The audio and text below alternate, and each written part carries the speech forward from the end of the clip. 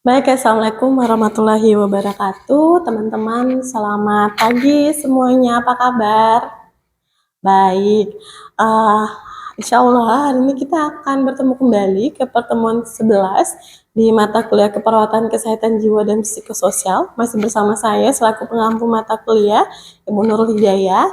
Dan hari ini kita akan bahas terkait proses keperawatan jiwa pada masalah psikososial. Baik, sebelum kita bahas lebih lanjut terkait proses keperawatan jiwa pada masalah psikososial, ada yang bisa bantu Ibu menjelaskan kembali apa yang kita bahas di pertemuan kemarin?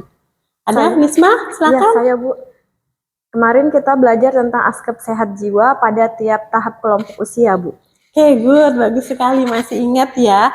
Kemarin kita belajar terkait proses asuhan keperawatan pada sehat jiwa. Jadi di rentang masalah keperawatan jiwa kita tidak hanya menangani masalah-masalah risiko dan gangguan, tapi juga kita akan menangani masalah-masalah sehat jiwa. Itu adalah diagnosa sejahtera ya untuk aspek sehat jiwa yang tadi dijelaskan oleh Nisma, bahwa untuk aspek sehat jiwa itu adalah penekanan atau implementasi pada tiap tahap kelompok usia.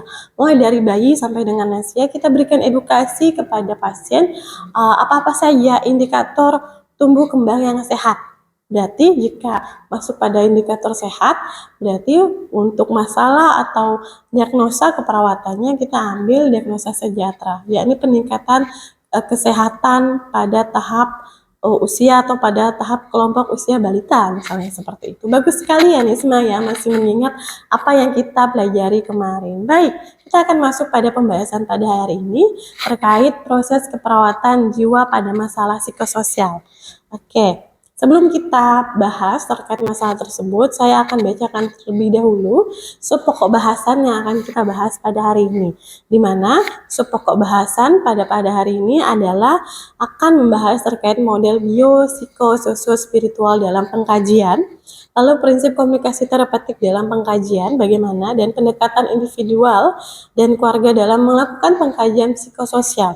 Di mana untuk masalah-masalah psikososial ini yang pernah kita bahas kemarin, yakni meliputi masalah-masalah kecemasan, putus asa, tidak berdayaan, harga diri rendah situasional, dan sebagainya. Itu adalah masalah-masalah psikososial yang masuk pada rentang resiko ya, gangguan jiwa.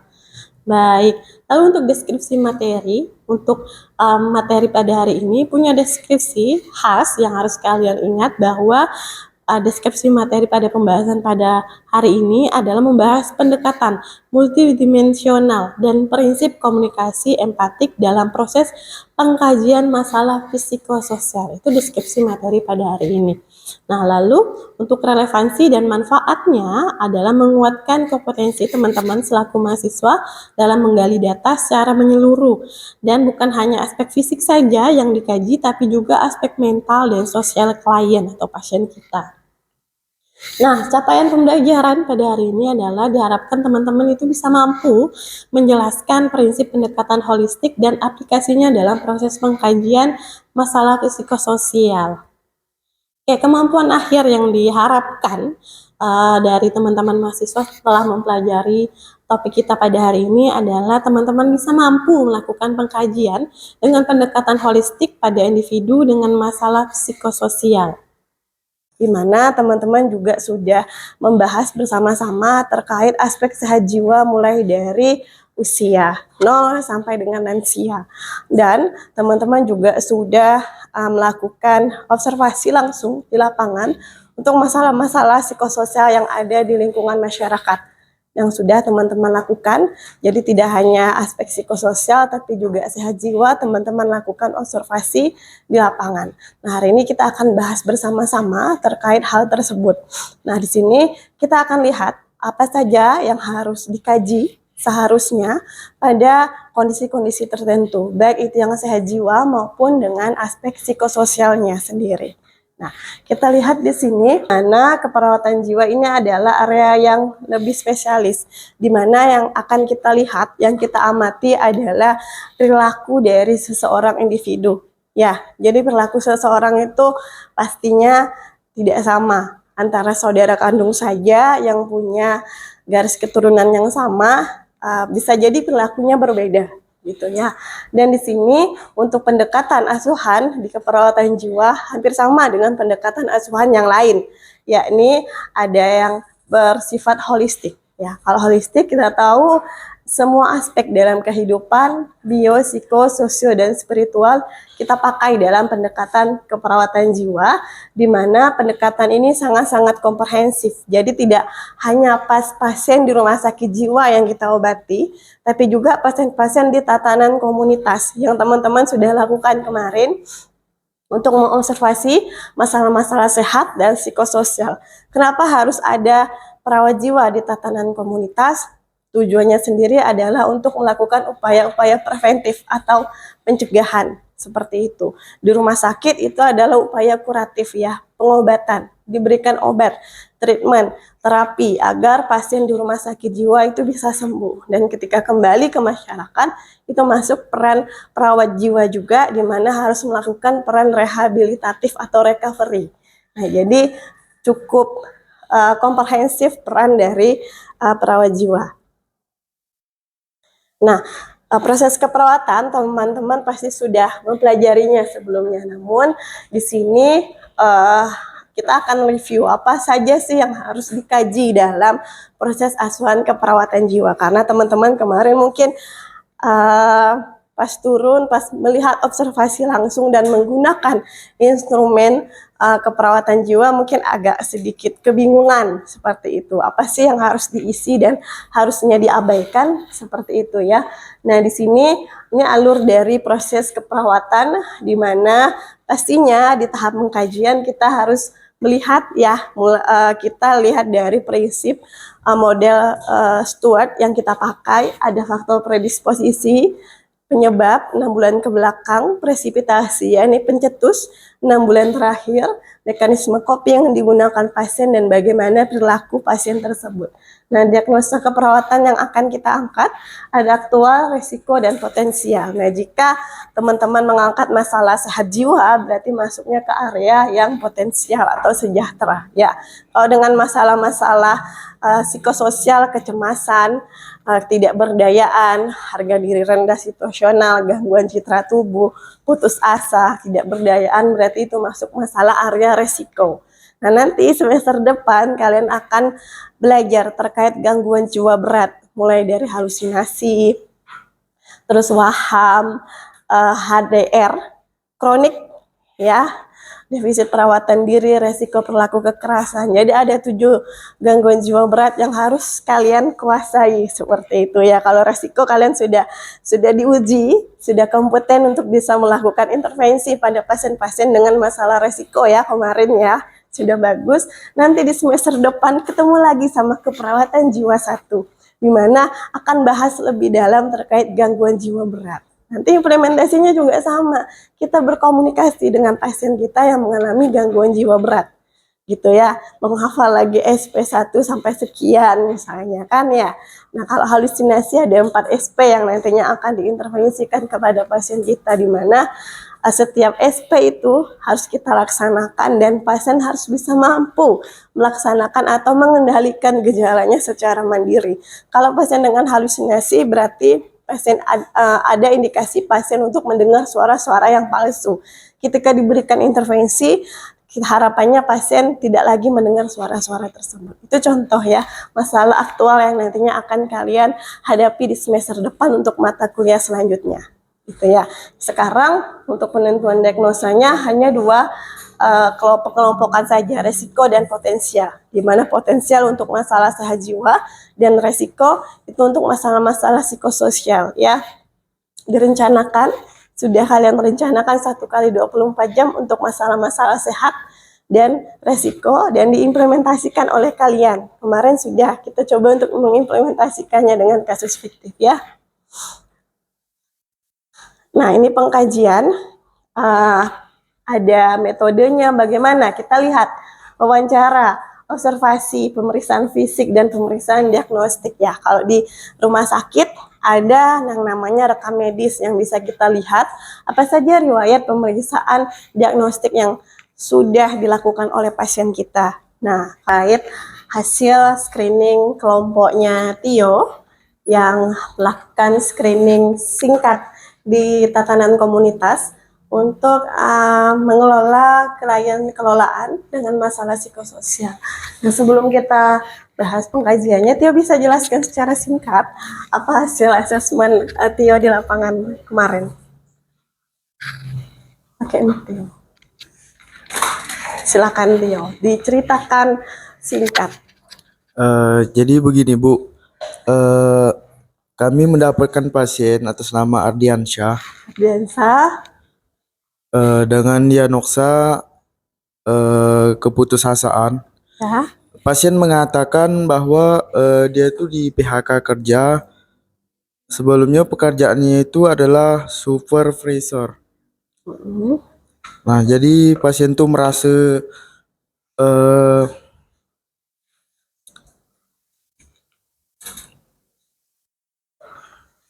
putus asa karena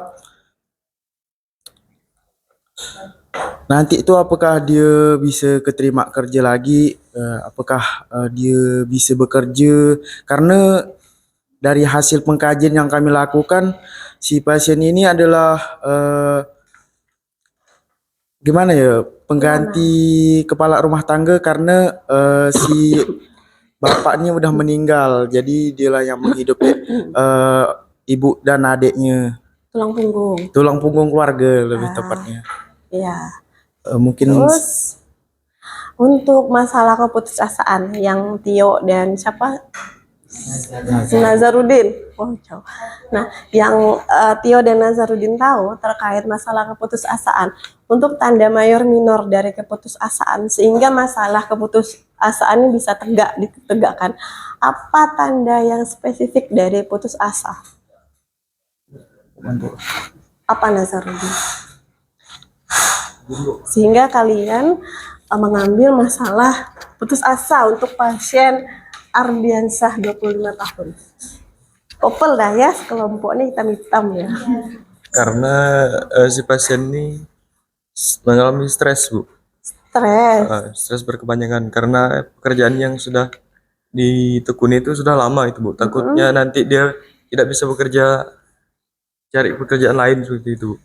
Oke, terus apa khasnya dari keputusasaan? Tanda mayor yang khas dari masalah putus asa sehingga individu atau pasien kita bisa tegakkan masalah keputusasaan. Selain ada satu pengharapan yang tidak bisa dicapai lagi. Apa secara subjektif pasien yang merujuk pada masalah itu bisa ditegakkan? Nazarudin. Pasiennya Selain pekerjaan, sering mengurung diri, sering mengurung diri. mengisolasi diri. Secara teori, apa tanda mayor minor dari putusasaan?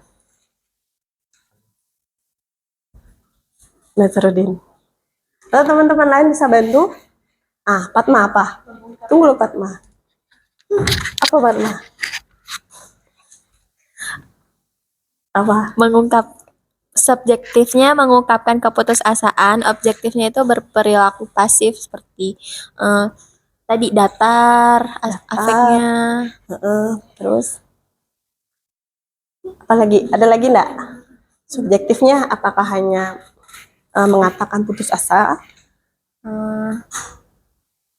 Ya Bu, karena kan tadi kasusnya kelompoknya Nazar sama Tio kan lagi baru di PHK akibat kerjaan tadi itu kan, dia putus asa karena dia udah menekuni kerjaan itu bertahun-tahun, lalu tiba-tiba di PHK, akibatnya dia menjadi putus asa. Secara subjektif, adakah pasienmu mengatakan putus asa terhadap kondisinya Nazarudin dan Tio? Oh, Tio yang mau jawab Fatma. Ada. Di sebelah mana Anda tuliskan pernyataan pasienmu mengalami putus asa, secara subjektif mengatakan saya sudah putus asa Bang dengan kondisi saya sekarang.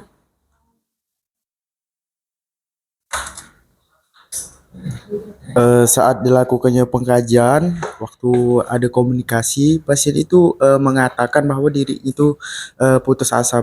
Di SDO. Teman-teman sama ya, Skep Jiwa juga ada analisa datanya. Ya, tapi analisa datanya tabelnya adalah diagnosa tunggal, ya. Jadi tidak ada berhubungan dengan untuk masalah masalah psikososial dan gangguan jiwa berat, gitu ya. Jadi tabelnya data DSDO terus masalah saja, ya, tidak ada penyebab. Kita di keperawatan jiwa pakai diagnosa tunggal, ya. Untuk masalah psikososial berarti DSDO-nya putus asa nih. Berarti masalahnya keputusasaan, tidak berdayaan, gangguan citra tubuh. Tidak ada berhubungan dengannya. Nah, jadi teman-teman, nanti kalau mengelola pasien, area yang khusus jiwa, ya, mau dia yang sehat jiwa, mau dia yang psikososial, mau dia yang gangguan jiwa berat, punya diagnosanya tunggal. Ya, tidak ada berhubungan dengan kita pakai. Ya, tidak ada kayak diagnosa KMB yang tiga kolom analisanya. Kita untuk di jiwa cuma 2 kolom, data dan masalah saja. Ya, jadi data DSDO-nya apa, masalahnya apa? Masalahnya adalah keputusasaan. Tidak ada berhubungan dengan bla bla bla bla, tidak ada. Ya, nanti juga untuk gangguan jiwa berat diagnosanya tunggal, halusinasi, terus HDR kronis, itu kan defisit perawatan diri, resiko pelaku kekerasan, resiko bunuh diri, waham dan sebagainya. Jadi tidak ada etiologi atau penyebab dari diagnosa. Jadi diagnosanya tunggal kalau di jiwa. Nah, jadi tidak ada etiologi, tidak ada berhubungan dengan. Mau dia diagnosa sehat jiwa juga kita pakai bunyi kesiapan peningkatan tahap perkembangan usia lanjut misalnya. Kita tidak ada pakai berhubungan dengan, ya. Jadi yang merasa ada kesalahan nanti semester depan tidak boleh mengulang lagi kesalahan tersebut, ya. Jadi kita pakai diagnosa tunggal. Oke, jadi Tio, di analisa datanya tidak ada ya. Jadi untuk di format pengkajian, data mana yang mengungkapkan ini adalah masalah putus asa, kan masalah psikososial itu harus benar-benar tegak. Karena untuk masalah psikososial itu kadang abu-abu betul ya. Jiwa nih kalau tidak dipahami dengan betul-betul bisa jadi abu-abu. Ya, antara putus asa dan tidak berdayaan. Itu adalah dua hal yang mungkin secara kasat mata terlihat sama tampilan pasiennya. Tapi secara subjektif dan objektif ada hal yang memisahkan hal tersebut. Ada benang merah yang memisahkan hal tersebut. Itu ya, kalau putus asa secara subjektif dia mengatakan sudah tidak ada harapan lagi. Seperti itu. Kalau tidak berdayaan, dia adalah merasa tidak mampu dan berdaya pada kondisinya saat itu. Tapi dia tidak memutuskan masa depannya. Seperti itu. Itu beda putus asa sama tidak berdayaan. Beda lagi kalau yang HDR sama ISOS. Biasanya pasiennya sama. Tidak mau ngomong sama orang lain gitu kan, memalingkan wajah, tidak ada kontak mata. Hampir sama HDR sama ISOS. Tapi yang membedakan kalau ISOS itu mengurung diri. Ya, isolasi sosial. Kalau HDR malu. Itu tapi masih mau ketemu orang, tapi dianya malu. Kalau ISOS sama sekali menutup hubungan dengan dunia luar. Itu beda ISOS sama HDR. Nah, HDR situasional sama gangguan citra tubuh juga berbeda. Nah, gangguan citra tubuh adalah faktor penyebab jadinya ISOS, biasanya seperti itu. Ya, dari malu karena ada anggota tubuhnya yang tidak sempurna, jadi mengurung diri, mengisolasi, seperti itu. Kan dari gangguan citra tubuh, HDR, ISOS itu pohon masalahnya, bertingkat-tingkat. Nah, jadi di jiwa itu jika tidak dilihat tanda mayor minor, intinya untuk menegakkan diagnosa di keperawatan jiwa kita harus paham mayor minornya dulu. Tanda mayor dan minor, kenapa dia bisa kita masukkan ke putusasaan. Secara tanda gejala mayor minor di SDKI kan harus 80% itu tanda dan gejalanya ada pada pasien kita. Seperti itu ya. Jadi kalau misalkan dia putus asa, apakah ada secara subjektif dia mengatakan sudah tidak punya masa depan lagi, seperti itu. Nah kalau misalkan pada pasienmu nih Tio, ini lebih ke putus asa atau ketidakberdayaan. Kalau dari Tapi Bu, kalau kasus yang itu pasien bilang tetap putus asa itu gimana? di mana? Kalau yang pasien yang mana? Yang ada pasien ansietas. Ansietas. sebenarnya diagnosanya ansietas dalam 80% ya namanya. Tapi pasiennya mengatakan nggak putus asa gitu. Putus asa yang situasional sama yang putus asa yang benar-benar kronis, yang itu kita angkat di masalah keputusasaan untuk masalah psikososialnya. Gitu, putus asa yang sudah tidak ada masa depan lagi, tidak bisa diperbaiki gitu. Kalau misalnya cemas, sudah putus asa, tapi karena kondisinya saat itu emang tidak punya duit. Coba kalau dikasih duit, dia tidak putus asa lagi kan, Bu? Nah, kalau misalkan pasien-pasien yang sudah palliative care terminal, walaupun dikasih duit yang banyak, misalnya kan, tetap merasa putus asa, gitu kan, makan tidak nyaman, misalnya, tidak punya harapan hidup lagi. Jadi benar-benar putus asa, memutus harapan hidup di masa depan, seperti itu. Atau misalnya udah lulus kuliah, tidak keterima kerja mana-mana, terus ditinggalkan cowoknya, itu mutul stresor kan. Udahlah saya tidak usah kerja, di rumah saja gitu kan. Udahlah ngelamar kerja, tidak ada yang terima saya, mungkin saya jelek, kurang pinter misalnya kan. Terus ditinggalkan cowok saya lagi nikah gitu kan. Kayaknya hidup saya ini sia-sia di dunia. Itu benar-benar putus asa ya. Ada, sampai nanti ujungnya adalah bunuh diri misalnya. Iya, ujungnya dari putus asa itu mengakhiri hidup. Tapi kalau pasien putus asa tuh sebenarnya cenderung bilang mau bunuh diri gitu. Biasanya sudah tidak ada harapan, baik saya mati saja katanya kan. Nah itu putus asa yang sudah untuk mengakhiri hidup atau bilang udah tidak ada manfaatnya saya hidup, seperti itu. Itu putus asa lebih ke ujung tombaknya adalah mengakhiri hidup. Oke, sebelum kita akhiri, saya harap tadi kasus yang sudah kita bahas sama-sama jelas ya. Teman-teman juga yang sudah melakukan screening di lingkungan masing-masing bisa melihat apa perbedaannya ya, untuk bisa membedakan tanda mayor dan minor dan menegakkan masalah psikososial tersebut. Untuk menegakkan masalah di area psikososial itu harus hati-hati karena gejalanya itu abu-abu untuk psikososial ya. Kalau untuk gejala gangguan jiwa berat itu bisa lebih tampak jelas gitu kan, kita menarik benang merahnya. Tapi untuk masalah psikososial, apalagi untuk putus asa, tidak berdaya, nah itu masalah-masalah yang harus kita benar-benar lihat dari data objektif dan subjektifnya. Gitu ya, jelas? Ada pertanyaan atau ada yang mau sharing pas ketika di lapangan kemarin? Tidak ada pertanyaan? Jelas? Oh ya.